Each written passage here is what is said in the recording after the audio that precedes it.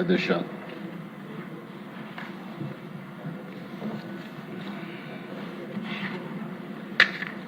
ఈరోజు అసెంబ్లీలో అత్యంత కీలకమైన అంశంపై చర్చించుకుంటున్నాం. అధ్యక్ష, బీసీల అభ్యున్నతి కోసం ఈరోజు ఒక మంచి నిర్ణయం, ఒక సముచితమైన నిర్ణయం తీసుకోవడానికి మనం ఈ చర్చ చేస్తున్నాం. ఈరోజు మనం చర్చిస్తున్నది ఒక సాధారణ రిజర్వేషన్ అంశం కాదు. ఇది ఆంధ్రప్రదేశ్ సామాజిక న్యాయ చరిత్రలో ఒక కీలకమైన రోజు. గత ప్రభుత్వంలో బీసీలకు జరిగిన అన్యాయాన్ని సరిచేసేందుకు ఈరోజు తిరిగి ప్రత్యేక కేబినెట్ సమావేశం పెట్టుకొని కొన్ని నిర్ణయాలు చేశాం. ఈ సందర్భంగా ఈరోజు సభలో మిత్రుడు పవన్ కళ్యాణ్ గారు లేరు, కానీ ఆయన మొదటి నుంచి కూడా బీసీలకు న్యాయం చేయాలని మేము ఎలక్షన్ మేనిఫెస్టో రాసినప్పుడు 34% రిజర్వేషన్లు పెట్టినప్పుడు ఒక పక్క పవన్ కళ్యాణ్ గారు, ఇంకో పక్క బీజేపీ నాయకత్వం పూర్తిగా సమర్థించి ముగ్గురం కూడా ఎన్నికలకు వెళ్ళాం. ఆ ఎన్నికలకు వెళ్ళినప్పుడు జీవితంలో ఎన్నో ఎన్నికలు ఫేస్ చేశాం, కానీ 2024 ఎన్నికలు ఒక హిస్టరీ.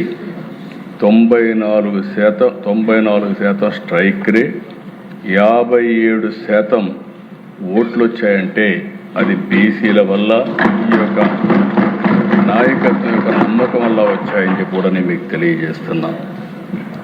అలాంటి హిస్టారికల్ విక్టరీకి కారణమైనటువంటి బీసీలకు న్యాయం చేయడం కోసం ఈరోజు ఒక ప్రత్యేకమైన కేబినెట్ పెట్టుకొని చర్చించాం.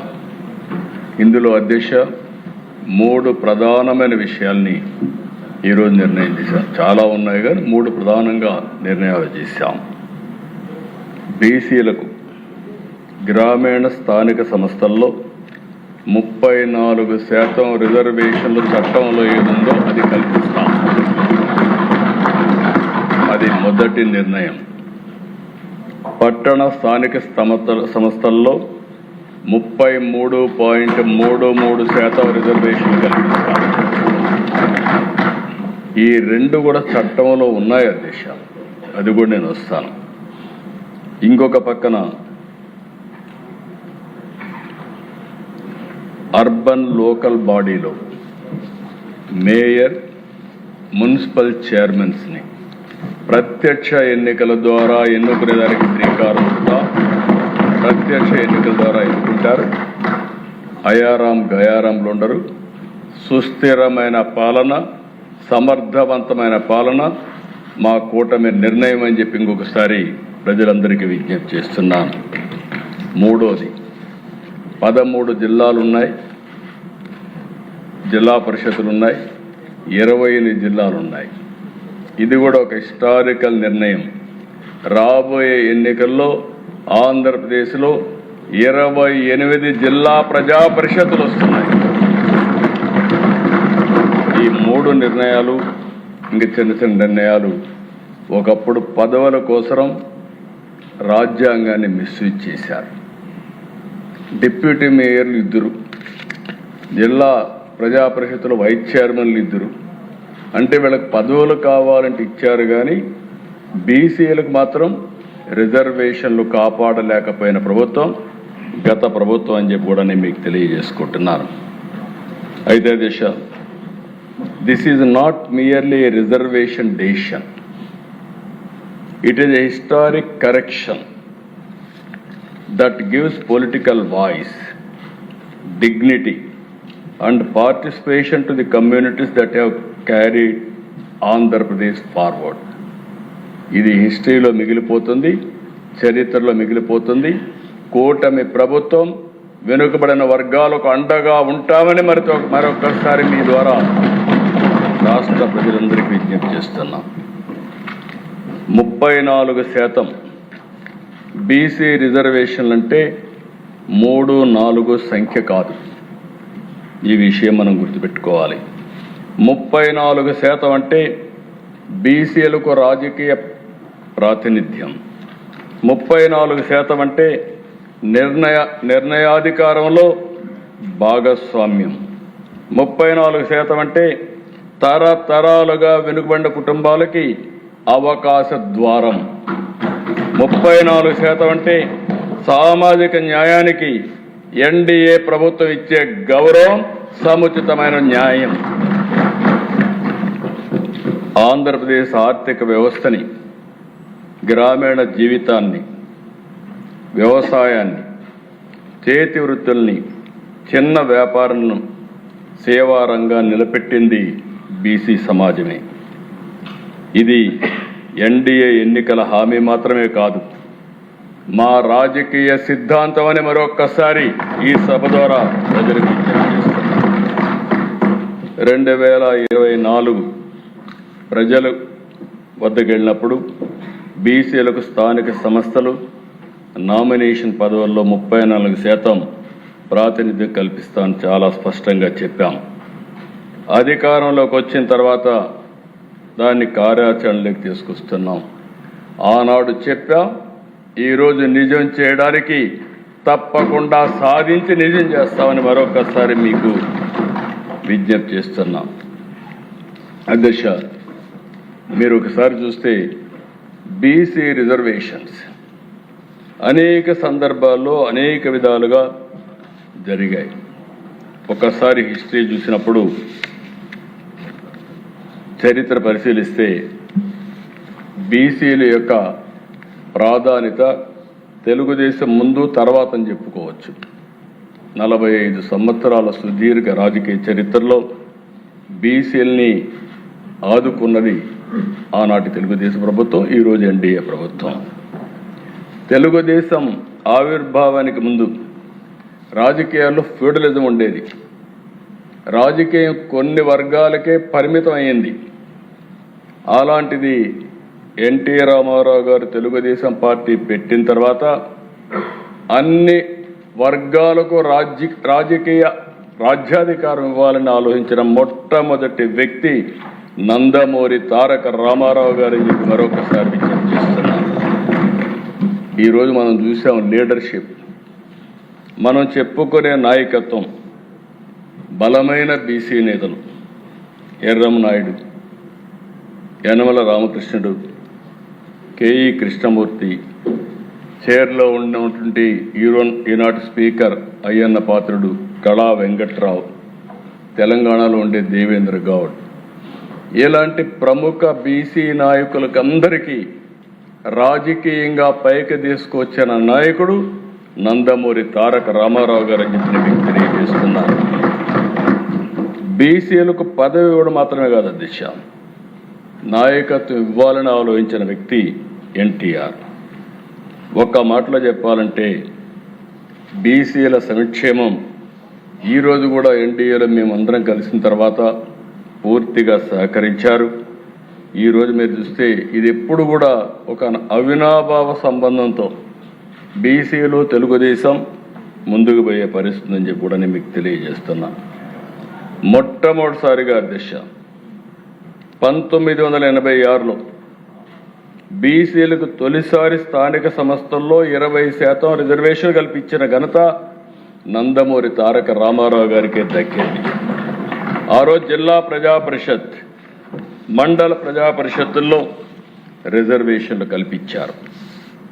ఇదే రిజర్వేషను సుప్రీంకోర్టు వరకు వెళ్ళింది.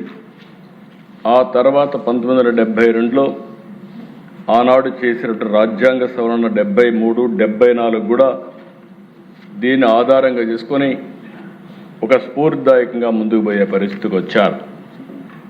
తర్వాత దిశ నేను ముఖ్యమంత్రి 1995లో యాక్ట్ ఆఫ్ 5 కింద మీరు చూస్తే బీసీలకు 34% రిజర్వేషన్ చేశాం. 20% రిజర్వేషన్ని 34% రిజర్వేషన్లుగా 1995 నేను ముఖ్యమంత్రిగా ఉన్నప్పుడు దీన్ని నిర్ణయం చేశాను. ఇదే కోటా అధ్యక్ష 34%, 95, 2001, 2006, 2013 ఎన్నికలు జరిగాయి. అన్ని ఎన్నికల్లో 34% రిజర్వేషన్లు పెట్టాం. 2019 ప్రభుత్వం మారింది. బీసీలకు అన్యాయం జరిగే పరిస్థితి వచ్చింది. అధ్యక్ష, ఆ రోజు మీరు చూస్తే 2019 జీఓఎంఎస్ నెంబర్ 176 తీసుకొచ్చారు. హైకోర్టుకు వెళ్ళారు, నాటకాలు ఆడారు. హైకోర్టు కొట్టేసింది. కొట్టేసి సుప్రీంకోర్టు కూడా అపీల్ చేయలే. అంటే దీని అర్థం ఏంటి అధ్యక్ష? ఈయన కేసులు ఉన్నాయి 20 ఏళ్లుగా, దగ్గర దగ్గర 15 సంవత్సరాలు. కింది కోర్టుకి పై కోర్టుకి లా తెలియని వ్యక్తి కాదు, లిటిగేషన్ తెలియని వ్యక్తి కాదు. కానీ బీసీలకు ద్రోహం చేయడంలో మాత్రం నెంబర్ 1 అని మరొక్కసారి ఈరోజు మీకు తెలియజేస్తున్నాను అధ్యక్ష. కనీసం ఆలోచించకుండా, సుప్రీంకోర్టుకు పోకుండా బీసీలకు ద్రోహం చేసిన వ్యక్తి, ఆనాటి పేరు కూడా నేను చెప్పను, ఇలాంటి వ్యక్తి అని చెప్పి కూడా నేను మీకు తెలియజేసుకుంటున్నా. అందుకనే అధ్యక్ష, ఆ రోజు ఏకపక్షంగా సుప్రీంకోర్టుకు వెళ్లకుండా జీవో నెంబర్ 559, 560 ద్వారా 34% ఉండే రిజర్వేషన్ని 24.15% తగ్గించినటువంటి వ్యక్తి ద్రోహం చేసిన పార్టీ ఆ పార్టీ అని చెప్పి కూడా నేను మీకు తెలియజేస్తున్నా. దీనివల్ల అధ్యక్ష 16,800 మంది అనేక స్థాయిల్లో బీసీ నాయకత్వానికి అన్యాయం జరిగింది. నాయకత్వం అంటే అధ్యక్ష ఈరోజు మనం గుర్తుపెట్టుకోవాలి. ఒక పార్టీ గుర్తిస్తే గుర్తింపు వస్తుంది. ఒక నాయకుడికి స్థానిక సంస్థల్లో భాగస్వామ్యం ఇస్తే ఒక నాయకుడిగా అవుతాడు.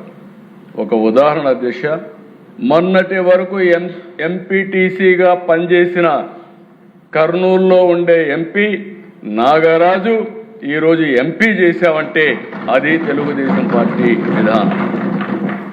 ఎంపీటీసీ కాకమునుపు మామూలు వ్యక్తి, ఎంపీటీసీ అవుతానే గుర్తింపు వచ్చింది. సామాజిక న్యాయం చేయాలి, సరైన అభ్యర్థి కావాలి, ఎవరున్నారని చూస్తే ఒక ఎంపీటీసీ నాగరాజుని కర్నూలు ఎంపీగా చేసిన ఘనత ఎన్డీఏది. ఇలాంటి ఎగ్జాంపుల్స్ 100ల కొద్ది చేశాం అధ్యక్ష. అందుకే అధ్యక్ష, ఎప్పుడు కూడా నాయకత్వాన్ని పెంచాలంటే స్థానిక సంస్థల్లో సముచితమైన స్థానం ఉంటేనే ఇది సాధ్యమని చెప్పి కూడా నేను మీకు తెలియజేసుకుంటున్నాను. అదే మరిగా అధ్యక్ష, గడిచిన 1924 ఒక రాజకీయ అణచివేతే కాదు అధ్యక్ష, రాజకీయంగా అన్యాయం చేశారు. ఇంకొక పక్క బీసీల పైన కక్ష కట్టారు. ఎందుకో నాకు తెలియదు. ఎందుకంటే ఎప్పటి నుంచో వాళ్ళకు వ్యతిరేకంగా ఉన్నారన్న ఆలోచన, లేకుంటే రాజకీయ విద్వేషం నాకు అర్థం కాదు. కానీ ఆ రోజు మీరు చూస్తే అచ్చెన్నాయుడిని అరెస్ట్ చేసి ఆయనకు ఫైల్స్ ఉంటే అక్కడి నుంచి అతి కిరాతకంగా అమరావతికి తీసుకొచ్చి జైల్లో పెట్టే పరిస్థితికి వచ్చారు. తర్వాత కొల్లూరు రవీంద్ర, ఆ తర్వాత ఒకరిద్దరు కాదు దిశ, అక్కడ అయ్యన్న పాత్రుడు గారు, అయ్యన్న పాత్రుడికి మీద రేప్ కేసు పెట్టే పరిస్థితికి వచ్చారు. ఇక్కడ ఉండే రవి, పల్లా శ్రీనివాస్, రామకృష్ణుడు, ఇంతటితో ఆగలేదు అధ్యక్ష. ఇంకొక పక్కన రేపల్లిలో అమర్నాథ్ గౌడ్ అనే కార్యకర్త వాళ్ళ చెల్లికి అన్యాయం జరిగిందని మాట్లాడితే పెట్రోల్ వేసి నడి రోడ్డు మీద తగలబెట్టేశారు. కనీసం కేసు పెట్టలేని పరిస్థితి. ఇదేంటి అధ్యక్ష? అదే మరి ఇంకొక పక్కన మీరు చూస్తే తెలుగుదేశం పార్టీకి సపోర్ట్ చేస్తున్నాడనే ఉద్దేశంతో ఒక చంద్రయ్య గౌడ్, తోట చంద్రయ్య మాచర్ల అధ్యక్ష, ఆయన్ని ఎంత కిరాతకంగా బిహేవ్ చేశారంటే గొంతె మీద కత్తి పెట్టి వాళ్ళ పార్టీ నాయకుడిని జై అనమంటే నా ప్రాణం పోయినా పర్వాలేదని జై చంద్రబాబుని ప్రాణాన్ని వదిలిపెట్టిన కార్యకర్త దేశ అది తలుచుకున్నప్పుడు నాకు అనిపిస్తుంది అలాంటి కార్యకర్తను చంపడానికి కూడా వెనుకాడిన పార్టీ ఆనాటి పార్టీ కిరాతకంగా ప్రవర్తించే పరిస్థితికి వచ్చారు. ఇంకో పక్కన దేశ కంచర్ల జాలయ్య నందం సుబ్బయ్య అవినీతి పైన పోరాడితే అక్కడనే ప్రొద్దుటూరులో అతి దారుణంగా చంపేసే పరిస్థితి వచ్చింది. అయితే అధ్యక్ష ప్రాణాలు పోగొట్టుకున్నారు కానీ సిద్ధాంతాన్ని వదులుకోని వ్యక్తులు వీళ్ళంతా కూడా. ఇంకొక పక్కన అధ్యక్ష మీరు ఒకసారి చూస్తే 56 బీసీ కార్పొరేషన్లు చేశారు, నటన చేశారు, ఒక్క రూపాయి ఇవ్వలేదు, కుర్చీలు లేవు, బెంచీలు లేవు, కడారు ఏ ప్రోగ్రాం లేదు, ఇవన్నీ చేసే పరిస్థితికి వచ్చారు. అందుకే అధ్యక్ష ఈరోజు నేను ఒకటే మీ అందరికీ విజ్ఞప్తి చేస్తున్నా, ఈరోజు మనం చేసింది బీసీ రిజర్వేషన్కు ఒక ఉత్తర్వు ఇవ్వడం కాదు, చట్టపరమైనటువంటి బలం ఇచ్చే వరకు మనం అండగా ఉంటాం. ఈరోజు నాకు కొన్ని సమస్యలు కూడా మనం గుర్తుపెట్టుకోవాల్సిన అవసరం ఉంది. సుప్రీంకోర్టు కూడా ఉంది, న్యాయస్థానాలు ఉన్నాయి. ఇక్కడ మనం ఇక్కడ అనౌన్స్ చేయగానే రేపు మార్నింగ్ మా ఉదయానికి ఆ పార్టీ రెడీగా ఉంటారు. ఒక్క డిఎస్సి విద్యార్థులకి ఉద్యోగాలు ఇవ్వాలని ఉపాధ్యాయులకు ఆలోచిస్తే 350 కేసులు వేసి ఎన్ని విధాల ఇబ్బంది పెట్టాలంటే ఇబ్బంది పెడితే అన్ని ఇబ్బందుల్ని అధిగమించి వాళ్ళకు ఉద్యోగాలు ఇప్పిస్తే తిరిగి పేపర్ లీక్ అయిందని ప్రచారం చేసే దుష్ట సాంప్రదాయం వెళ్ళది. కాబట్టి రేపటి నుంచి నేను ఒకటే కోరుతున్నా, ఈ విషయంలో కానీ మళ్ళీ మీరు కోర్టుకు పోతే మాత్రం చరిత్రహీనులుగా మిగిలిపోవడమే కాకుండా రాష్ట్రంలో తిరిగి కోలుకోలేరని మరొకసారి హెచ్చరిస్తున్నాను అధ్యక్ష. ఈరోజు ఒక కుటుంబానికి ఒక పథకం ఇస్తే అది సంక్షేమం అవుతుంది, ఒక యువకుడికి ఒక ఉద్యోగం ఇస్తే అది అభివృద్ధి అవుతుంది. ఒక బీసీ మహిళని, ఒక బీసీ యువకుడిని, ఒక బీసీ కుటుంబానికి చెందిన వ్యక్తిని గ్రామ పాలనలో, మండల పాలనలో, కార్పొరేషన్ పాలనలో నిర్ణయం తీసుకునే స్థాయికి తీసుకొస్తే అదే నిజమైన సాధికారిత, అదే నిజమైన వెనుకబడిన వర్గాలకు అండని చెప్పి కూడా నేను మీకు తెలియజేస్తున్నా. అందుకే ఈ యొక్క రిజర్వేషన్లు చాలా ప్రాధాన్యత ఉంది. ఇందులో కూడా బీసీ సాధికారతతో మహిళ పాత్ర అత్యంత కీలకం. ఈ అవకాశాన్ని కల్పించడం మనందరి బాధ్యత. బీసీలకు భిక్ష కాదు, భాగస్వామ్యం కావాలి. భరోసా కాదు, అధికారంలో భాగం కావాలి. మాటలు కాదు, చట్టబద్ధమైన హక్కు కావాలి. అందుకే ప్రతి బీసీ కుటుంబం గర్వంగా చెప్పుకునే రోజు రావాలి. ఈరోజు ఈ ఎన్డీఏ ప్రభుత్వం మమ్మల్ని గుర్తించింది, మాకు అవకాశం ఇచ్చింది, మమ్మల్ని పాలనలో భాగస్వామ్యం చేసింది అనే నమ్మకాన్ని కల్పించవలసిన బాధ్యత మనందరిది. సామాజిక న్యాయం కోసం, బీసీల సాధికారత కోసం, సమగ్ర ఆంధ్రప్రదేశ్ కోసం 34% రిజర్వేషన్లు ఒక హిస్టారికల్ ముందడుగని మరొక్కసారి ఈ సభ ద్వారా రాష్ట్ర ప్రజలందరికీ విజ్ఞప్తి చేస్తున్నా. ఇప్పటికే అధ్యక్ష మీరు ఒకసారి చూస్తే బీసీలకు రాజ్యాధికారం, గౌరవం కోసం, బీసీలకు ఆర్థిక స్థిరత్వం, భద్రత కోసం, బీసీ యువతకు విద్యా ఉపాధి సాధికారత కోసం అనేక చర్యలు చేశాం. రకరకాల సమయంలో ఎన్టీ రామారావు గారు ముఖ్యమంత్రిగా ఉన్నప్పుడు సగం ధరకే చీర దోవతి, చేనేత కార్మికులకు ఉపాధి, పేదవారికి కట్టుకోవడానికి బట్ట, అలాంటి కార్యక్రమాన్ని తీసుకొచ్చారు. ఆ తర్వాత దిశ మీరు ఒకసారి ఆలోచిస్తే చేతి వృత్తుల్ని, కుల వృత్తులు సమాజంలో అందరికీ మనం ఆలోచించిన వారసత్వంగా కొంతమందికి ఆస్తులు వస్తాయి, భూములు వస్తాయి, కొంతమందికి చేతి వృత్తితోనే బతికారు, కొంతమంది కుల వృత్తులు పెట్టుకొని ముందుకు పోయే పరిస్థితి. అలాంటప్పుడు దేశ ఆధునిక ప్రపంచంలో మోడర్నైజేషన్లో ఇంకో పక్క టెక్నాలజీ యుగంలో ఈ కుల వృత్తులు చేతి వృత్తులు పూర్తిగా నిరాదరణకు గురయ్యే పరిస్థితి వచ్చింది. అందుకే అట్ వన్ స్టేజ్ దేశ సమైక్య ఆంధ్రప్రదేశ్లో వీళ్ళ వృత్తిని కాపాడడానికి ఆధునికమైన పనిముట్లన్నీ కూడా ఆదరణ కింద ఇచ్చాం. 341 రకాల పనిముట్లని 90% సబ్సిడీతో ఇచ్చాం.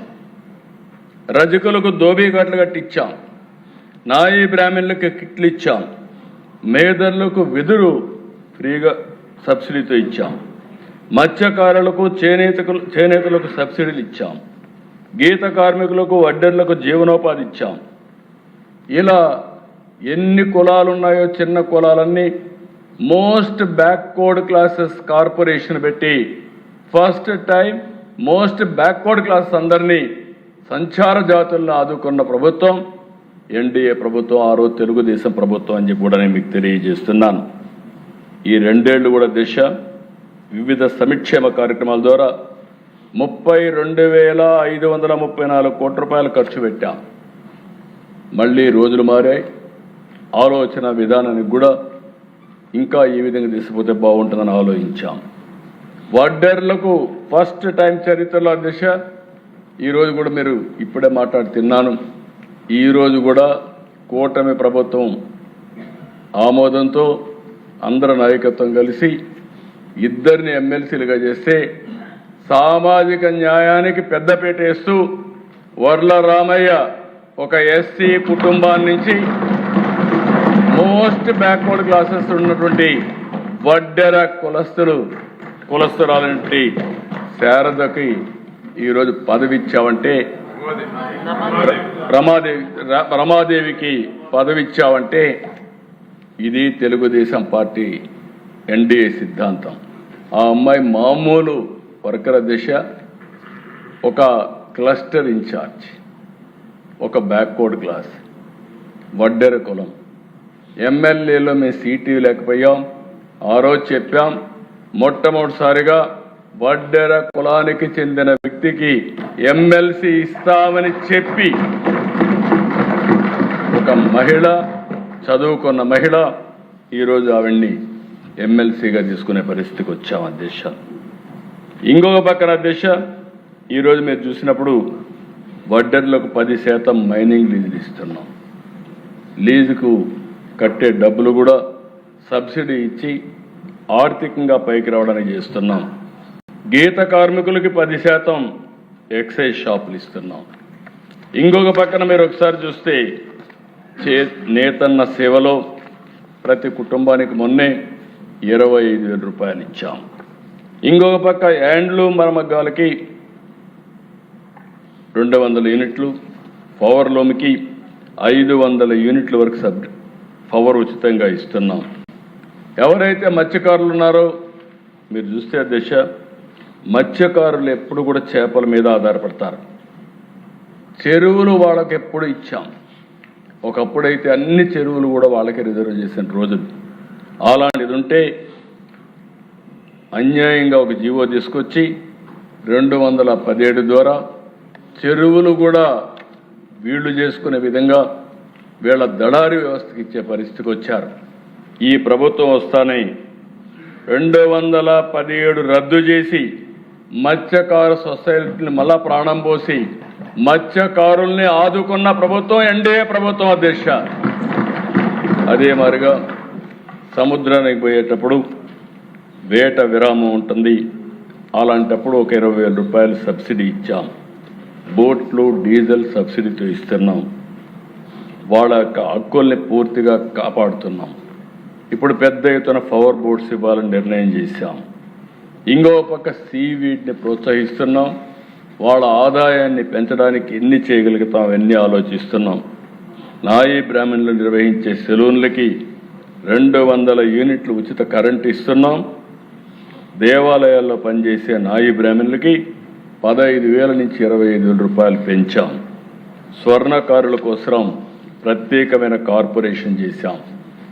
ఇంకో పక్క అన్ని కులాలను ఆదుకోవడం కోసం మనం సూపర్ 6 కానీ లేకపోతే సంక్షేమ కార్యక్రమాలు కానీ ఇవన్నీ ఇచ్చే పరిస్థితికి వచ్చాం. ఇళ్లపై సోలార్ రూఫ్ టాప్ పెట్టుకుంటే బీసీ కులాలకు ప్రత్యేకంగా 3 కిలోవాట్ల వరకు 78,000 ప్లస్ 20,000 98,000 రూపాయలు సబ్సిడీ ఇచ్చే ఏకైక ప్రభుత్వం ఈ ప్రభుత్వం అని చెప్పి కూడా మీకు తెలియజేస్తున్నా. అయితే అధ్యక్ష, ఇవన్నీ చేస్తున్నాయి మేము ఇంకా వీళ్ళని ఆర్థికంగా బలోపేతం చేయాలి, రాజ్యాధికారంలో భాగస్వాములు చేయాలి. అదే సమయంలో 5 ప్రిన్సిపల్స్, ఈ 5 కూడా బీసీ ఎంపవర్మెంట్ కోసం ఈ రోజు నుంచి 5 విధానాలని అమలు చేస్తాం. విద్య పైన ఎక్కువ కాన్సన్ట్రేట్ చేస్తాం. ఈరోజు మీరు చూస్తే అధ్యక్ష, బీసీ విద్యార్థుల కోసం నెలకొల్పిన 119 మహాత్మా జ్యోతిరావు పూలే గురుకుల పాఠశాలలో 93 తెలుగుదేశం పార్టీ అధికారంలో ఉన్నప్పుడు ఇచ్చామంటే అది వెనుకబడిన వర్గాలపైన ఈ ప్రభుత్వానికి ఉండే ప్రత్యేకమైన శ్రద్ధ.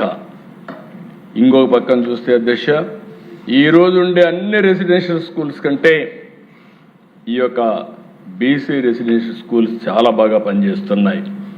ఈరోజు మీరు చూస్తే 96.02% రికార్డు సాధించి నేను మంత్రి గారిని అభినందిస్తున్నా.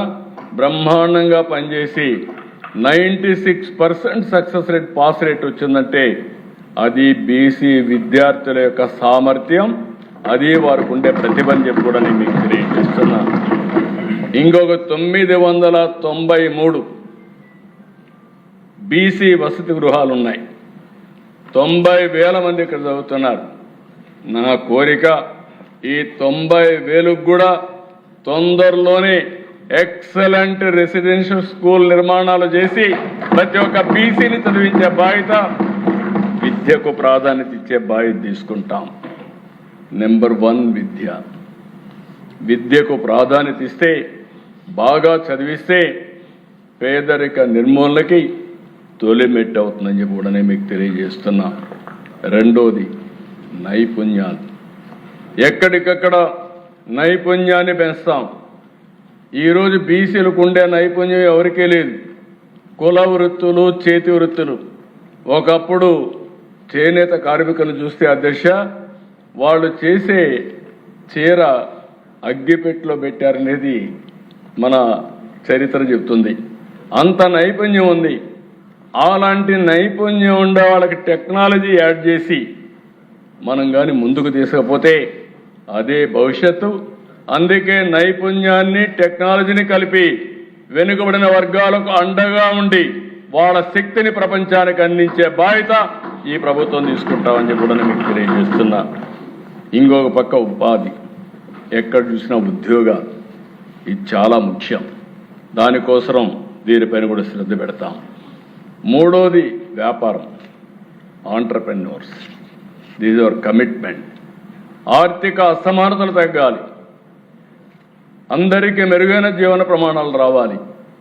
50% పైన జనాభా వెనుకబడిన వర్గాలు, 50.54% వీళ్లకు ప్రత్యేకంగా శ్రద్ధ పెట్టాల్సిన అవసరం ఉంది. వ్యాపారం పైన శ్రద్ధ పెడతాం. ఇంకొక పక్కన రాజకీయ ప్రాతినిధ్యం.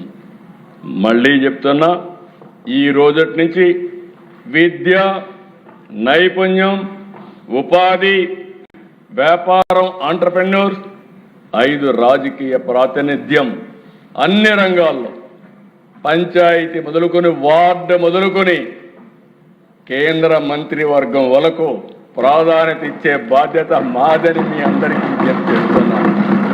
ఈరోజు అతి చిన్న వయసులో ఉండే వ్యక్తి రామ్మోహన్ నాయుడు, ఢిల్లీలో పౌర విమానాల శాఖ మంత్రి.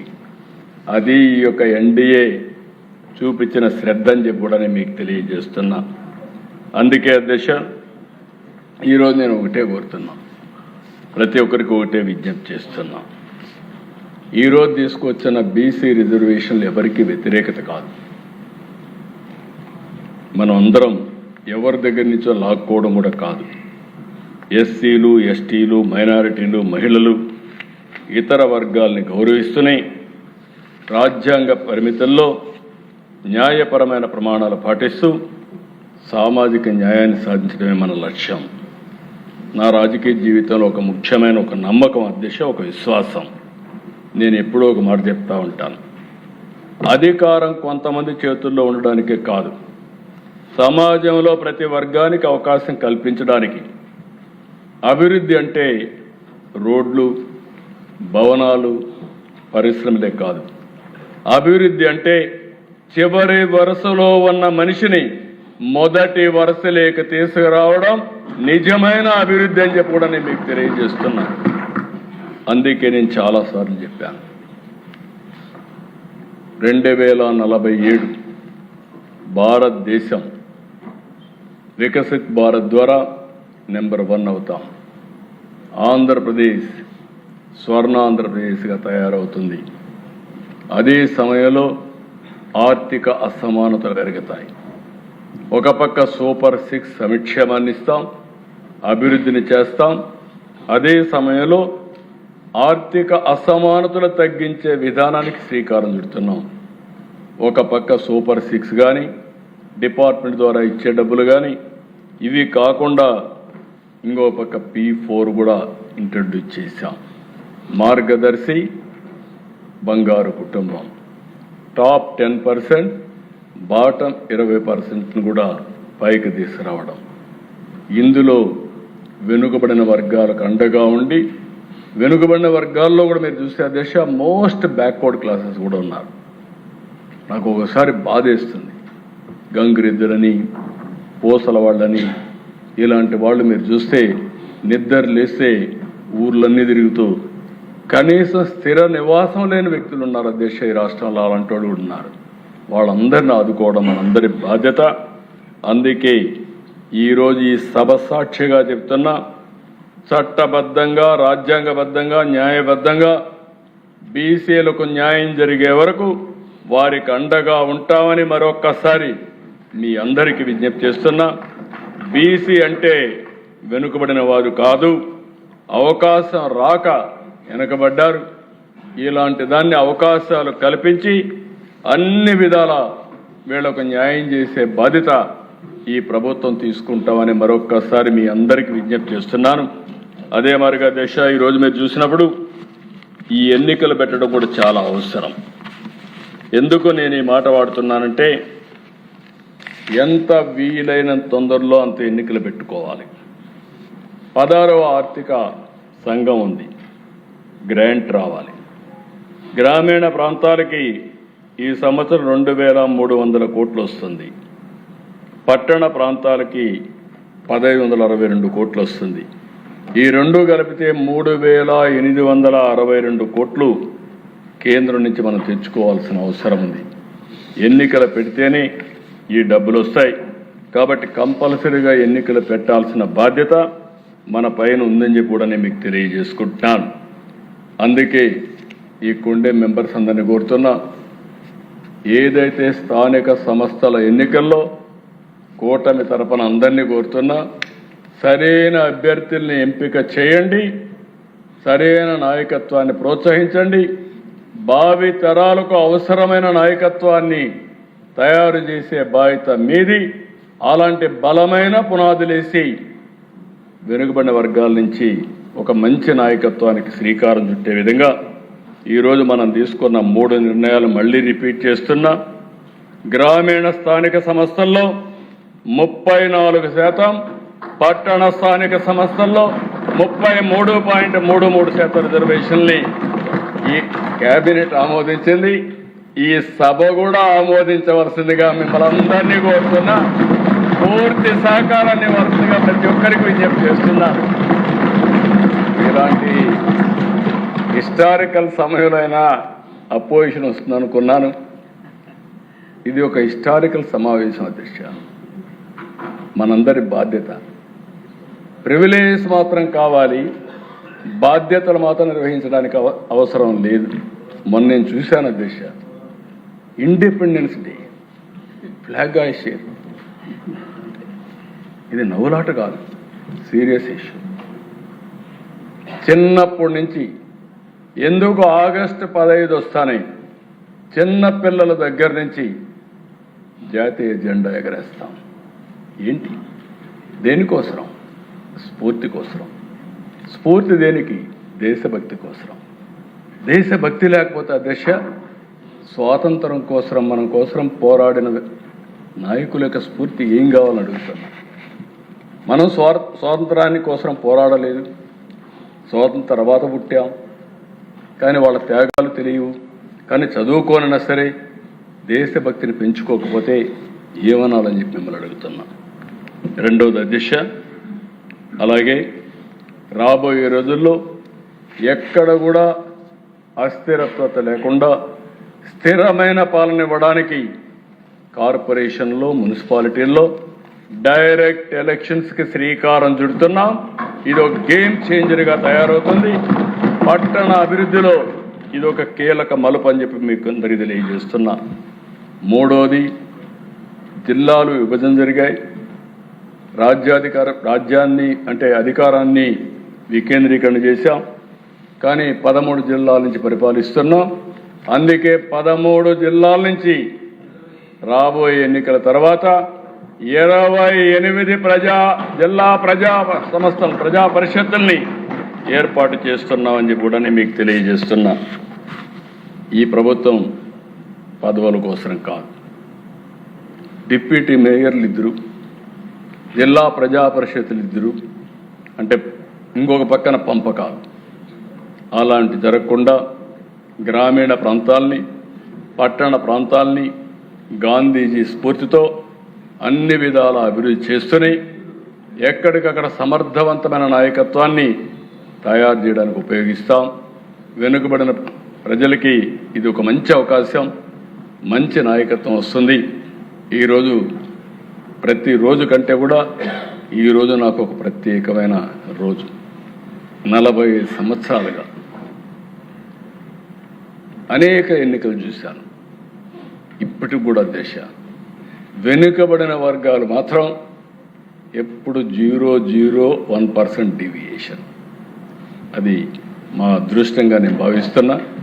అలాంటి ప్రజలకు ఈరోజు ఒక మంచి జరిగే పరిస్థితి వచ్చింది. ఈ మంచి జరగడానికి కారణం నేను ఒక పక్క, మిత్రుడు పవన్ కళ్యాణ్ గారు ఒక పక్క, బీజేపీ ఒక పక్క, ముగ్గురం కలిసి తీసుకున్న సమిష్టి నిర్ణయం, మంచి నిర్ణయం.